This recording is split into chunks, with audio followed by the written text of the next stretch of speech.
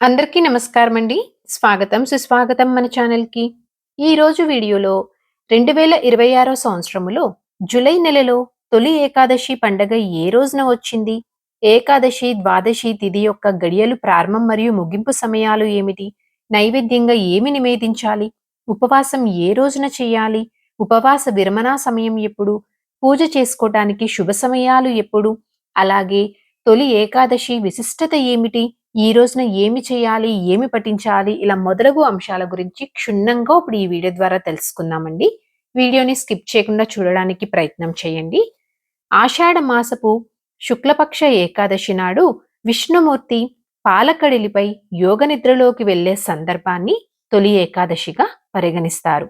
స్వామి నిద్రించే రోజు కాబట్టి దీనిని శయన ఏకాదశి అని కూడా అంటారు. ఇంత విశిష్టమైనటువంటి ఈ ఏకాదశి ఈ 2026 సంవత్సరంలో ఎప్పుడు వచ్చింది అన్న విషయం గురించి ఇప్పుడు తెలుసుకుందాము. ముందుగా ఏకాదశి తిథి ప్రారంభం మరియు ముగింపు సమయం చూసుకున్నట్లయితే స్వస్తి చాంద్రమాన శ్రీ పరాభావ నామ సంవత్సరం ఆషాఢ మాసం ఉత్తరాయణం గ్రీష్మ ఋతువు శుక్లపక్షం జూలై 24, 2026 శుక్రవారము ఉదయం 9:13 నుంచి ఏకాదశి తిథి ప్రారంభమయ్యి జూలై 25, 2026 శనివారము ఉదయం 11:34 వరకు ఏకాదశి తిథి ఉంటుంది.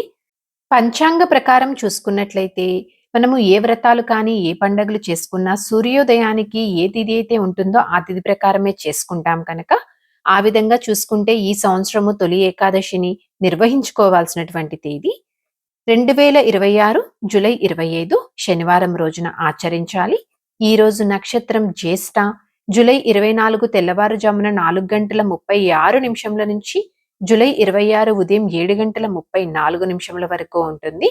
ఈ రోజున పూజ చేసుకోవడానికి శుభ సమయములు చూసుకున్నట్లయితే జూలై 25, 2026 శనివారము ఉదయం 5 గంటల నుంచి ఉదయం 9 గంటల లోపు మంచి శుభ గడియలు అనేవి ఉన్నాయి. ఈ సమయంలో చేసుకోవడం కుదరని వారు మరలా ఉదయం 10 గంటల నుంచి 10:30 లోపల చేసుకోవచ్చు. సాయంత్రం పూజా సమయం చూసుకున్నట్లయితే రాత్రి 6:30 నుంచి అంటే సాయంత్రం 6:30 నుంచి రాత్రి 7:45 వరకు.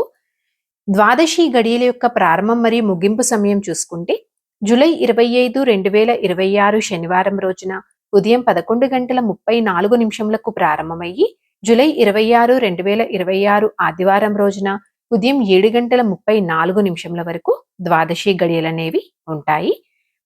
ఉపవాసంని ఎప్పుడు ప్రారంభించాలి అంటే మనకి జూలై 24వ తేదీ సాయంత్రం నుంచే మీరు అల్పాహారం అనేది తీసుకొని అంటే శుక్రవారం నుంచే అల్పాహారం అనేది తీసుకొని జూలై 25 శనివారం రోజు పూర్తి ఉపవాసం అనేది ఉండాలి. ఉపవాసంని ఎప్పుడు విరమించాలి అంటే విరమణ తేదీ వచ్చేసి జూలై 26 ఆదివారం రోజున. శుభ సమయం చూసుకున్నట్లయితే జూలై 26 ఉదయం 5:29 నుంచి ఉదయం 8:16 లోపు మీరు ఉపవాస విరమణ అనేది చేయవచ్చు. ఈ రోజున నైవేద్యంగా తప్పకుండా పేలాల పిండిని నైవేద్యంగా సమర్పించాలి. ఈ రోజున విష్ణు సహస్రనామ పారాయణం, లలితా సహస్రనామ పారాయణము, అలాగే పేదలకు అన్నదానము, వస్త్రదానము చేయటం వంటివి చేస్తే ఆ దేవదేవుడి అనుగ్రహం లభిస్తుందని పండితులు తెలియచేస్తున్నారు. అంతేకాకుండా తొలి ఏకాదశి ఒక్కరోజు ఉపవాసం ఉంటే ఏడాదుల్లో వచ్చే 24 ఉపవాసాలు చేసినంత పుణ్యం కూడా మనకి వస్తుందని పండితులు చెప్తున్నారు. సో ఇదండి ఈరోజు వీడియో. ఈ వీడియో మీకు తప్పకుండా ఎంతో కొంత ఉపయోగపడిద్దని అనుకుంటున్నానండి. ఇంకొక యూస్ఫుల్ వీడియో తోటి మిమ్మల్ని మళ్ళీ కలుస్తాను. ధన్యవాదములు. సర్వే జనా సుఖినో భవంతు. జై శ్రీమన్నారాయణ.